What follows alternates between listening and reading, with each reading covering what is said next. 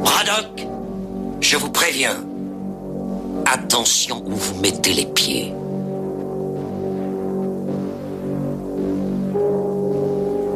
Je mets les pieds où je veux, Little John. Et c'est souvent dans la gueule. Oh, t'as d'os, l'essence, poudre. La musique qu'il y a derrière, quoi, de solo. Ouais. Bon, mais laisse, de toute façon, je mettrai un truc. J'ai regardé, j'ai vu qu'il y avait aussi des groupes de métal qui s'étaient inspirés de Mad Max. Des trucs sympas. On va voir. Libre Max, il est libre Max. Il y en a même qui disent qu'ils l'ont vu voler.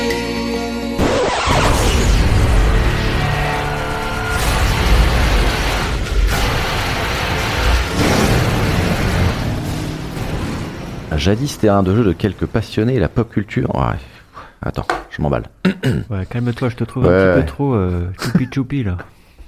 Jadis terrain de jeu de quelques passionnés, la pop culture est devenue l'un des grands champs de bataille des géants du divertissement, qui multiplie adaptations, suites... Attends, merde, j'ai dégluti. spin-offs. J'oublie qu'on m'entend après. Déjà que l'autre fois, tu m'as engueulé parce que je respirais. C'est vrai d'ailleurs qu'on m'entendait vachement respirer, mais du coup, je m'en suis servi pour faire une blague. Oui. Ou est-ce que tu veux que je le fasse, tiens, pour une fois, pour changer? Oui, vas-y. Ça fait longtemps. Surtout que moi, après, j'ai un petit truc, là. Ouais. J'ai une boutade. Jadis terrain de jeu de quelques passionnés, la pop culture est devenue l'un des grands champs de bataille des géants du divertissement, qui multiplient adaptations, suites et spin-offs pour capter l'attention des fans. Au milieu de ce marché saturé, certaines œuvres parviennent pourtant à rester fidèles à leur essence ou à se réinventer et trouvent un équilibre entre succès populaire et reconnaissance critique. C'est à ces perles rares que s'intéresse Over the Pop. J'ai pensé à un moment faire une blague à cette essence et leur essence, Mad Max, mais je l'ai pas fait. Mais tu sais que ça, tu pourrais... genre, qu'on a bien dit, qui est bien tonique et tout, tu vois, tu le prends et tu le réutilises à chaque truc, quoi. Ouais. Plutôt qu'on le refasse à chaque fois. Non, j'aime bien parce qu'on joue avec, là, par exemple, tout ce qu'on est en train de dire là comme connerie, je vais le garder, tu vois. Très bien. Alors que Pêche, pendant ce temps, il regarde son téléphone portable comme un étudiant qui a fini son exercice et qui ne sait pas faire autre chose qu'aller regarder, qu'aller swapper sur des sites pour s'acheter des vêtements en fast fashion. Non. Si vous nous suivez régulièrement, d'abord soyez-en remerciés. Ensuite, vous aurez sans doute remarqué que nos émissions se divisent généralement en deux parties. La première consacrée à la présentation d'une œuvre incontournable de la pop culture et la deuxième à son héritage plus ou moins notable, tous médias confondus. Pour Mad Max, qui nous intéresse ce mois-ci, l'exercice est plus périlleux, car même s'il est vrai que la saga de George Miller, enfin très spécifiquement le deuxième opus, a mis une claque dans la gueule à bon nombre d'artistes, la formule inventée par le génial réalisateur australien a été principalement reprise et magnifiée par lui-même dans ce qui devrait à terme constituer une nouvelle trilogie entamée avec Fury Road et Furiosa. C'est sur ce nouvel effort, inachevé à ce jour, que nous nous penchons aujourd'hui.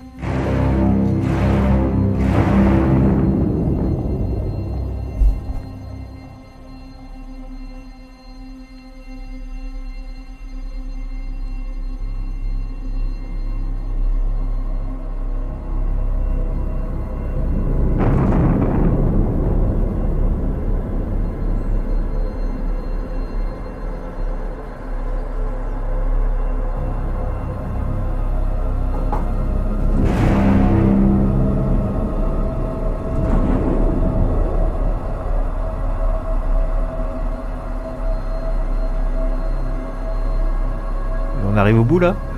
Oui, c'est comment? J'avoue que c'est long. 1 minute 30. Ouais, mais c'est bon. Allez, fade away. Il va se passer un truc. Bah, je me demandais, j'attendais quelque chose aussi, moi, mais j'ai pas l'impression. Non, je crois pas.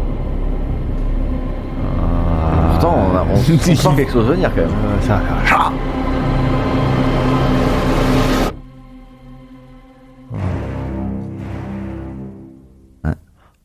Et là, vous avez pu apprécier le fait manuel de Pej.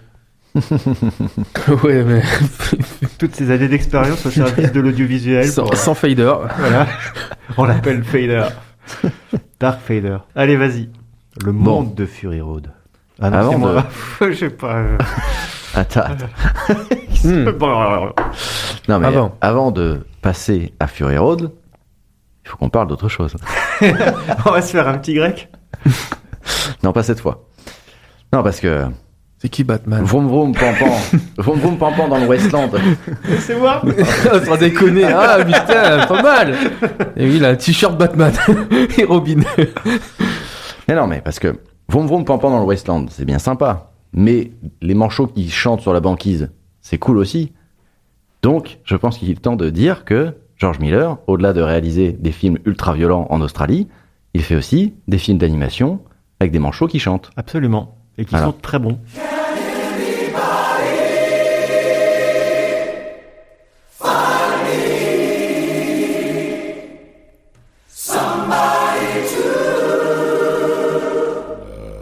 Quand même pas mal parce que le mec il fait quand c'est des trucs chauds ça le met ultra violent et quand c'est le froid ça le fait danser. Il voit des pingouins danser. Ouais, mais il y a quand même des trucs qui sont sombres dans Happy Feet. Il y a déjà. Ouais, mais bon, c'est quand même des pingouins qui chantent. Bien sûr. Et du coup, il a fait Babe aussi. Hein. Il a fait Babe aussi, ouais. J'avais vu ça. Babe. Mais Happy Feet, ce qui est marrant, c'est que ça sort un petit peu de nulle part parce que ça faisait 8 ans qu'il avait rien réalisé et paf, il débarque avec Happy Feet et paf, il gagne un Oscar avec Happy Feet. Donc peu importe ce qu'il fait, le mec est quand même doué. Oui, bah c'est ce que je disais, il fait partie de ce petit cénacle de réalisateurs qui n'ont jamais fait de merde. Oscar du meilleur film d'animation, c'est pas rien. Non. Pour un mec dont c'était le premier film d'animation. Parenthèse fermée, passons à Mad Max Fury Road. Sorti en 2015, réalisé par George Miller, tout seul, cette fois-ci. Qui coûte environ 150 millions de dollars. Oui, là, on est dans la catégorie des Donc blockbusters là, on américains. est sur un gros blockbuster, en effet, qui en rapporte tout de même 400 millions. De dollars australiens De ou dollars américains. Okay. Qui a un accueil critique. Bon, bah là, il est complètement acclamé par tout le monde. Il est nommé sur 8 Oscars, il en rafle 6. Et même si il a été un peu moins rentable que les précédents, mais surtout dû au fait qu'il a été plus cher en fait à produire, ça reste un des Mad Max les plus marquants. Surtout pour le jeune public qui n'a pas forcément vu les anciens. Non, mais en fait, c'est aussi le film qui vient rappeler que... C'est un peu comme Cameron avec Avatar, c'est le genre de film qui rappelle que Miller, c'est le patron. Ouais, grave. C'est ça. Au niveau de la capacité à gérer des scènes d'action de taré, ça, moi, ça me laisse pantois. Ouais, et puis même visuellement, moi, il m'a mis une claque ce film. Oui, c'est incroyable. Et il est beau, et moi, tu sais que j'aime les beaux films. Oui, je sais que tu aimes les belles choses. C'est tout à ton honneur. Est-ce que tu avais l'intention de parler d'ailleurs de tout le travail qu'il y a eu sur la construction, on va dire, du monde au niveau des props et des trucs comme ça, parce qu'ils se sont vraiment fait chier au niveau des détails, des costumes, d'ailleurs, ça, Mais tu en parleras dans le monde, ça. J'ai pas pensé à ça, mais c'est vrai que t'as pas eu ta petite face costume là. Ouais, ça, c'est vrai. Ton violon nègre. Ouais, mais non. Peut-être après, mais non, ouais, non. Alors que je t'avais lancé dessus en plus sur les costumes, sur le 2, en te parlant de cette fameuse veste en Non, fleurs. mais si, ouais, j'avais juste évoqué au début là le fait que ouais, ça reste marquant quoi. Genre, après, ils ont pas vraiment. Il y en a. Si le méchant du 2 là, il en a pas vraiment de costume sur lui, le monsieur. C'est vrai. Non, mais il y avait un truc. On en a parlé hein, des fringues de Max, du style de Max, qui récupère d'ailleurs plus ou moins dans Fury Road, mais bon, on en parlait avant que tu arrives là, avant d'enregistrer l'émission. J'ai regardé les bonus qu'il y avait sur Furiosa, mais j'imagine que c'est le même délire sur Fury Road où ils ont vraiment pensé récupération surtout, c'est-à-dire que les fringues sont pensées vraiment à comment quelqu'un qui vivrait dans ce monde-là se fabriquerait des vêtements et dans les mêmes matériaux. Il y a les personnages qui ont, ils prenaient l'exemple de je sais plus quel personnage où il montrait son arme, où c'était une clé à molette d'un côté et de l'autre côté un poignard, parce qu'il faut que ça ait une double fonction, il faut toujours qu'il y ait un truc utilitaire pour réparer un véhicule et une arme pour se défendre. Et il y a plein de détails au niveau même du décor et des choses comme ça qui tous les véhicules, chaque personnage a son propre véhicule avec je sais plus les noms, c'est celui qui a un espèce de truc sur le nez là. Le mange-personne. Ouais, c'est ça, le mange-personne, il est dans une espèce de limousine. T'as le Immortan Joe, pareil, c'est une espèce de double. Oui, deux voitures encastrées. C'est deux chevaux. C'est des Chevrolet ou des Cadillac, je sais plus là. Avec des roues de tracteur. Voilà. C'en est deux emboîtées l'une dans l'autre. T'as le même. C'est son fils, c'est ça? Oui. Il a une espèce de monster truck là qui est monté pareil sur. Enfin, chaque personnage a déjà son propre véhicule qui est pensé Ouais. à l'intérieur. Il y a même l'intérieur qu'on voit pas, quasiment pas. Comme tu disais en off, là, tu parlais de la fresque. de la fresque qu'il y a sur sur le War Rig, sur la citerne du War Rig. sur un des trucks. Pareil, l'intérieur comme l'extérieur, tout est pensé, tout est fignolé dans les moindres détails, quoi. Vu qu'on parle des props, etc., le personnage avec la guitare lance-flamme, Oui, déjà en plus aussi, ouais. qui s'appelle Doof Warrior, Ouais. pour l'anecdote, et ben sa guitare, elle fonctionnait vraiment avec des flammes. C'est pas un effet. Oui, Genre, oui, il oui. pouvait vraiment jouer et ça faisait vraiment lance-flamme. Il y a énormément d'effets pratiques. Hein. Il y a... Oui, il a même réduit d'ailleurs, au, ouais, au dans le- maximum les effets numériques et il a tout fait. C'est même dans le making en of, effet le mec qui a réel. fait ça, il dit ouais, elle marche tellement bien que même Rammstein, ils peuvent aller se rhabiller. Rammstein à côté, c'est des cacahuètes, quoi.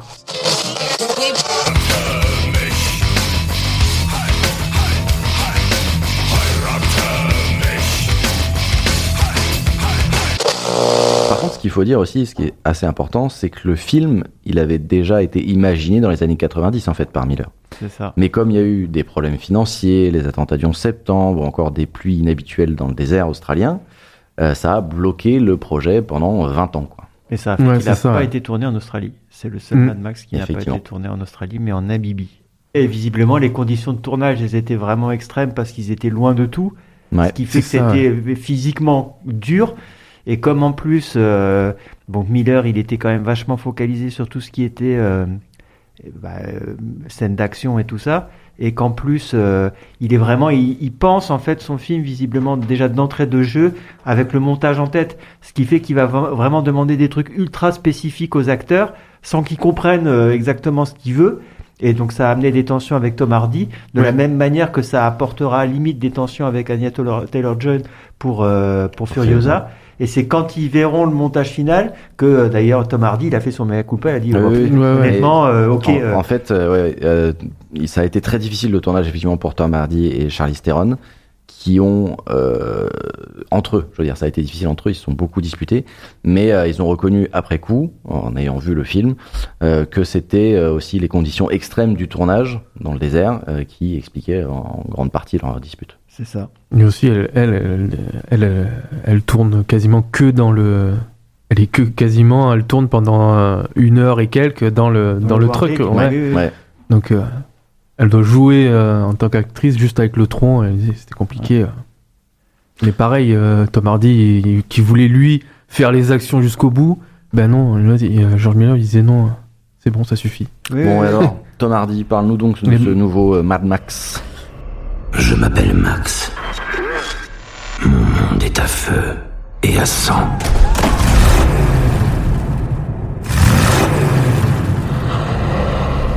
Il y a longtemps, j'étais flic, un guerrier de la route en quête de justice. Quand le monde s'est effondré, chacun de nous à sa manière a été brisé. C'était difficile de savoir qui était le plus fou. Moi ou tous les autres. Tom Hardy, qui remplace Mel Gibson. Peut-être qu'il était un peu trop vieux pour faire un Mad Max, Mel Gibson, là. Oui, Ils c'était l'ont ça. appelé. Alors c'est avant les attentats, c'était ça. Avant les attentats, du coup, ils ont appelé Mel Gibson. Mm. Et c'est au final, après avec les attentats, Oui. ça s'est pas fait. Et à un moment donné, je crois qu'ils avaient songé à Heath Ledger, qui passait dans les studios lors du développement de Happy Feet, je crois. Et en fait, Il est mort. Heath Ledger qui est décédé. Il n'a pas pu s'est participer jamais à la saga. Après, je sais pas s'il voulait jouer, c'était parti pour faire Max. Mais en tout cas, je sais qu'il voulait participer. Et Je sais il a pas, envisagé de partir. Je suis sûr qu'il aurait fait un super Max. Ouais, peut-être. Ouais. Bref, en tout cas, là, ils sont partis sur Tom Hardy, mais voilà. C'est plus de muscles, plus de corps, il est moins de... il est plus massif. que Mel Gibson, qui est plus fit, qui fait plus neutre, quoi. Mm. Alors que Tom Hardy, Ouais, si, quand même, il fait un peu plus stock, quand même. Bah, disons que la différence, je trouve, c'est que Gibson, il a un charisme qui est vachement plus obvious que celui de Hardy. Il est un peu plus effacé. Ouais. Mais quelque part, enfin, moi, je sais que quand j'ai entendu parler d'un projet de Mad Max sans Gibson, je me suis dit, mais c'est n'importe quoi, quoi. Alors après, comme c'était Miller qui était aux commandes, j'étais quand même plutôt rassuré. Mais finalement, la manière dont il joue avec le personnage dans l'histoire, je trouve que ça fait passer la pilule, quoi. Parce que, surtout que la plupart du temps, il a cette espèce de masque. Oui, il a là, déjà un masque qui le cache. qui le cache. Oui, mais C'est ça. Et puis là, c'est un peu comme pour les autres, c'est-à-dire qu'il est toujours là que pour permettre aux autres d'atteindre leurs objectifs, mais en plus, plus le film avance, plus il s'efface au profit de Furiosa, qui fait qu'au bout d'un moment, c'est Furiosa qui devient le personnage principal et lui qui est un peu le sidekick. Et finalement, je trouve que ça permet d'accepter mieux le fait qu'on ait un changement d'acteur. Le changement d'acteur, ouais. Mais en fait, du coup, dans les premières minutes du film, on suit Max, on commence directement avec lui. Il est capturé par les War Boys, donc des soldats fanatiques d'Immortan Joe, mais t'en parleras sûrement plus. Et il devient directement une espèce de pochette de son lit. Il est attrapé et accroché à l'avant d'un véhicule et il est utilisé comme une réserve de transfusion. Il a pas de nom, pas de parole, ça va pas commencer. Il sert de... c'est dans le 2 qu'on voit ça. Dans le 2, Mad Max 2, où les prisonniers de la raffinerie, en gros, qui sont capturés et qui sont mis devant. Mais là, c'est pareil, sauf que là, il y a une espèce de délire avec les transfusions de sang, bref. Il y a aussi il est une ressource, quoi. C'est ça, oui. Et il y a aussi un truc qui est quand même marquant. Je sais pas si je vous ai dit que j'avais fait des épisodes de Saint-Trip qui étaient consacrés à Mad Max. Non, sans déconner. Et il se trouve qu'il y en a un où justement je parlais de ça, c'est que justement pour déjouer le fan service, Miller il prend le parti de détruire l'Interceptor tout de suite. Oui, aussi, ouais. Il y a une poursuite, en 2 minutes le véhicule il est dégommé et on le retrouve après, mais il a été customisé. Il est plus gros balèze. Et ça devient une arme au service d'Immortan Joe en fait. Il perd son véhicule. Oui, d'ailleurs il le dit, mais c'est à moi ça. Oui, c'est à moi ça. Donc c'est un espèce d'objet. Ils parlent vraiment pas de globulos ou un truc comme ça là. Ils ont même des noms parce qu'ils ont un langage à eux vachement appauvri là. Un lexique, là. Ils ont tout un lexique. Il me semble qu'ils ont un terme pour ça. Les War Boys, ils l'appellent le globulos. Sortez-moi, globulard!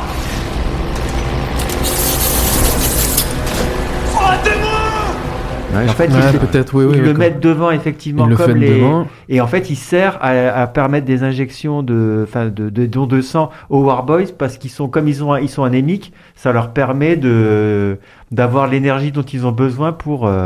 Qui sert presque de réservoir d'essence pour les War Boys. Il parle pas et directement enchaîné et on va le suivre. Enfin, on va le suivre. Ça va enchaîner directement avec, en fait, on va suivre plutôt Furiosa, quoi. Il y a quand même cette scène au début où il essaye de se sauver là. Oui, où il est rattrapé là avec le truc horrible là où il y a une espèce de collant là qui est foutu sur la tronche. Oui. C'est assez oppressant. Ouais. Mais oui, il sert quasiment là. Il va passer après au fur et à mesure, comme tu as dit, en second plan. Et en fait, c'est Furiosa qui est le vrai centre du film. C'est elle qui a le plan, la mission, la détermination. C'est elle qui conduit. Au sens propre comme au sens figuré. C'est elle qui conduit le truc, comme on l'a dit tout à l'heure, mais c'est elle qui conduit et qui emmène les 5 filles...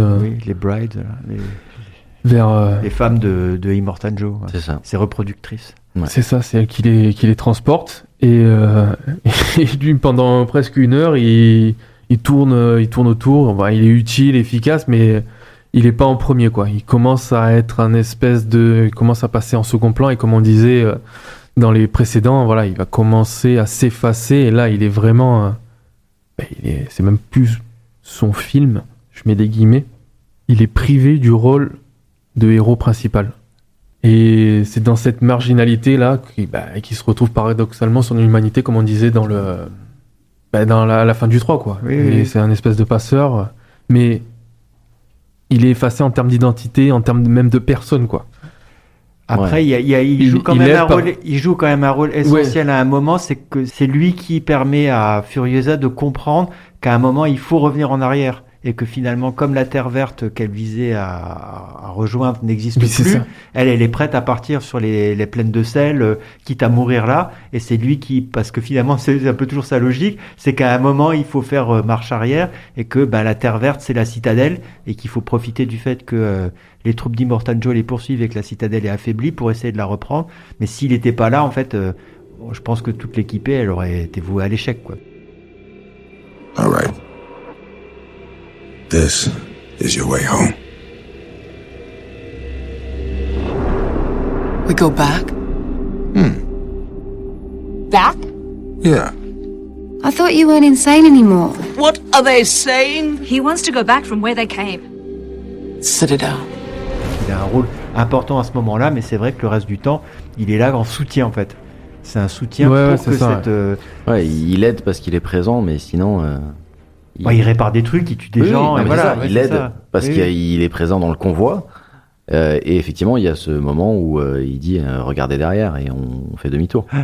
Mais à part ça, c'est vrai que oui, il est très effacé. Et surtout qu'à ce niveau-là, il y a aussi le personnage de Nux, parce que c'est aussi la première fois qu'il y a un méchant qui devient un peu un gentil, qui prend en fait les causes pour Il les devient Bride. un copain avec Max. C'est ça. Et c'est Nicolas Hoult, c'est ça, il me semble Ouais, qu'il joue. c'est ça. Il est vachement bien. Ouais. Et là, vraiment aussi, tu vois son parcours entre le début où il est complètement fanatisé jusqu'à la fin où il se sacrifie, mais pour la bonne cause, quoi. Et c'est vrai que tous les deux, finalement, Max comme Nux, ils finissent par avoir une espèce d'équilibre dans le soutien qu'ils apportent à Furiosa et aux femmes d'Immortan Joe pour pouvoir s'enfuir, quoi. C'est ça. Et en fait, ouais, il est juste guidé par cette espèce de souvenir, quoi, de la petite qui est là, cette petite fille morte qu'on le voit. Et du coup, des blessures du premier film qui n'ont jamais guéri. Et elle s'est transformée en espèce en fantôme intérieur. Et c'est le seul truc, en gros, qui le rattache, enfin, qui l'identifie, en fait. C'est toi?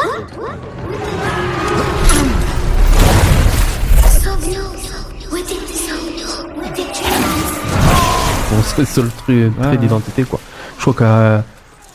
Puis il dit pas comment il s'appelle, il parle quasiment pas en plus avec Furiosa. Que à la fin. C'est genre, il parle que avec le corps, où c'est elle qui parle, qui alimente ou machin, mais il y a qu'un délire autour du corps, ils se battent, c'est comme ça qu'il y a un chien, et après, Mais au fur et à mesure. c'est vraiment un film qui est, enfin, c'était un des trucs qui avait été salué, c'est que c'est vraiment, donc le cinéma, c'est forcément un art du mouvement.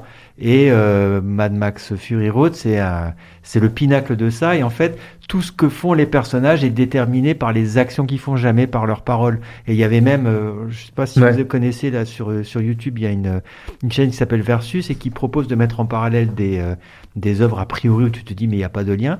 Et ils avaient fait un rapport entre le mécano de la Générale de Buster Keaton et Fury Road, et tu vois à quel point en fait on est tout le temps dans cette dynamique de mouvement avec les véhicules, les cascades, les trucs comme ça, où tout se définit par ça.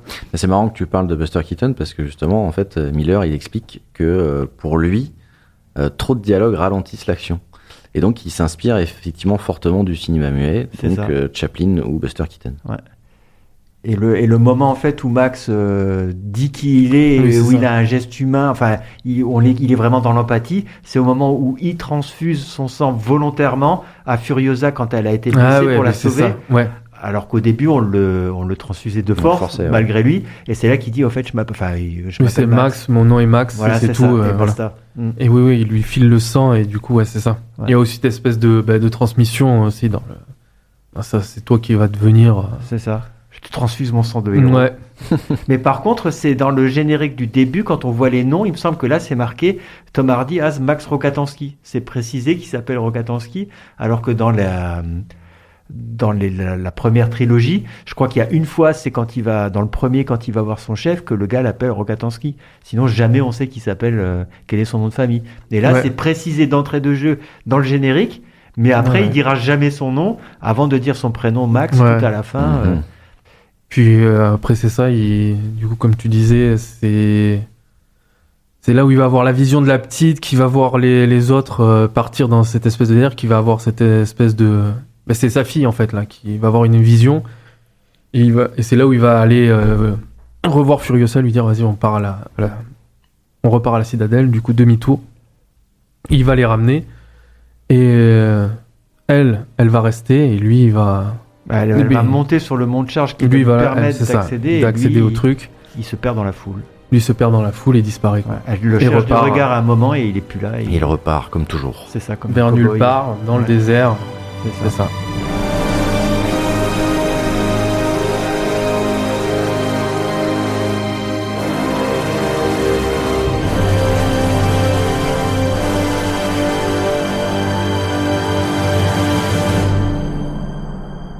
Alors, le monde. Ce qui est marrant, c'est que Miller, il joue avec beaucoup d'éléments qu'il va piocher à droite et à gauche dans la trilogie originelle et qui va réintégrer parfois de manière différente dans Fury Road et dans Furiosa. Et là, en fait, Fury Road, ça commence comme Mad Max 2, c'est-à-dire qu'il y a une scène de prologue où on voit des images d'archives.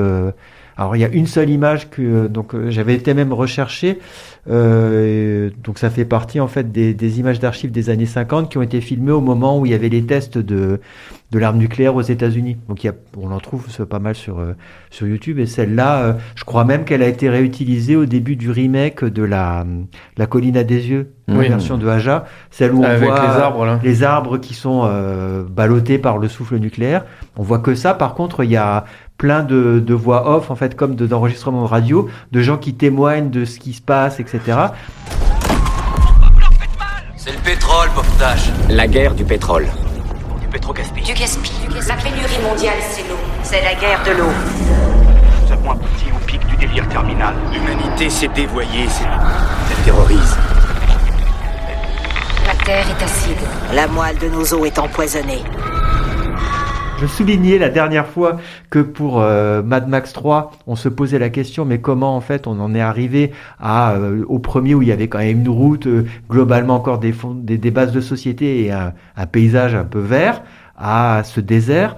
Là, à partir de Fury Road, Miller, il veut vraiment faire du Westland un lieu mythique, c'est-à-dire c'est comme si toutes les catastrophes naturelle ou humaine possible se condensait à un moment et ça balayait complètement le monde tel qu'il existait, au point qu'en fait il n'y a pas besoin de chercher de réalisme en fait dans le Westland. Ça devient un espace métaphorique dans lequel lui il peut raconter ses histoires. Donc on a 3 places fortes, il y a la Citadelle, Gastown, donc en français c'est Petroville, et Bullet Farm, donc le moulin à balles. Donc ils appartiennent tous les 3 soit à Immortan Joe, soit à ses lieutenants. Et il y en a une la Citadelle, qui permet de s'approvisionner en eau et qui donc permet de produire de la nourriture, donc pour le corps. Il y a Gastown, donc qui est une raffinerie qui permet de nourrir les voitures, et Bullet Farm qui permet de fabriquer des armes, donc de nourrir les flingues, enfin fabriquer des balles, donc de nourrir les armes. Ce qui fait que tu es dans une espèce de société complètement absurde où tu es au milieu d'un désert et tu produis juste ce qu'il faut pour rester en vie, rouler en bagnole et se tirer dessus, quoi. Ensuite, donc face à ça, on oppose en fait les terres vertes qui là pour l'instant sont mythiques. En fait, c'est la destination que Furiosa veut atteindre avec les fans d'Immortan Joe. Et on va se rendre compte que cet endroit n'existe plus parce qu'à cause de l'acidité de la terre, il a fini par être détruit. Et c'est suite à ça que, comme on disait, grâce à Max, elle fait demi-tour. Ensuite, dans le premier Mad Max Anarchy Road, ça permettait encore d'aller quelque part, alors que, ça permettait de relier les derniers espaces de société jusqu'au moment où ça devienne cette route vers nulle part, à partir du moment où Max a fini sa vengeance et qu'il a décidé de tracer toujours vers l'avant sans jamais s'arrêter. Alors que Fury Road sert de moyen de circulation, comme on parlait tout à l'heure des transfusions en fait, pour permettre au War Rig de faire circuler les biens entre les 3 pôles de l'univers d'Immortan Joe, la Citadelle, Gastown et puis le moulin à balles. Mais en dehors de ça, on est dans un Westland de nouveau où il n'y a pas de route et qui est dominé par des gangs autonomes, quoi. Et il y a un autre truc qui est rajouté aussi par rapport aux autres, c'est ce délire autour de l'eugénisme. C'est-à-dire qu'à cause des conditions de vie, des radiations ou autres, donc les personnages deviennent de plus en plus des mutants. Immortan Joe, on voit qu'il a même une espèce de coque de protection autour de son corps. Il a un respirateur. Son fils, donc il a 2 fils, c'est Rictus et Rectus. Donc il y en a qui a une espèce de prothèse aussi qui lui permet de tenir sa mâchoire du bas parce que sinon tout tombe. Là, c'est le costaud. Ouais. Et l'autre, c'est Corpus Colossus. C'est un nain qui est dans une espèce de nacelle comme ça parce qu'il n'est pas capable de se déplacer, mais qui est intelligent. Et on retrouve de nouveau aussi le Master Blaster entre le corps qui est un peu neuneux et le cerveau, mais qui physiquement peut pas faire quelque chose, quoi. Et donc on disait aussi que dans les autres Mad Max, la voiture était centrale, sauf dans le 3. Là, ça devient tellement central qu'ils ont créé un culte autour du V8. C'est-à-dire que les Warboys ont une espèce d'hôtel dans lequel ils récupèrent leur volant avant de partir, ils le dressent. Et l'idée, c'est que quand tu vas te battre, au moment où tu risques de mourir, tu dois te sacrifier pour arriver au Valhalla. Mais le dieu central de ça, en dehors du V8, enfin celui qui contrôle l'accès aux portes du Valhalla, c'est Immortan Joe. Donc on est là, pareil, dans un truc qui renvoie à Humungus, c'est-à-dire qu'il y a un culte de la personnalité, et on est dans une tyrannie. Mais donc en fait, voilà, l'idée c'est que tu ne vis et tu meurs que pour la voiture, quoi.